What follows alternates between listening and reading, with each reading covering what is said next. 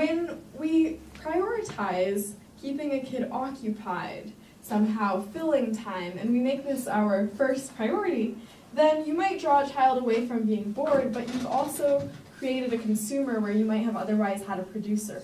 You might have otherwise had a kid who's making stuff and finding a way to fill their own time and fix their own boredom.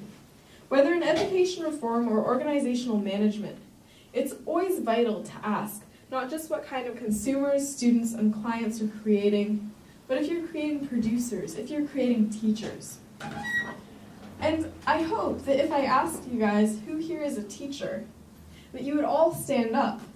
Because in truth, every single one of you is a teacher.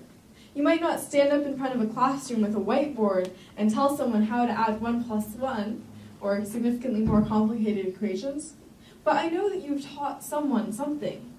Maybe you taught your best friend how to make a friendship bracelet.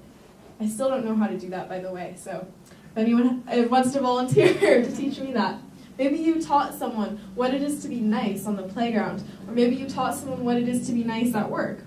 There are so many ways in which we are teachers in everyday life, and I think that that is often forgotten when we think about education, when we think about reform, and when we think about our perceptions of young people.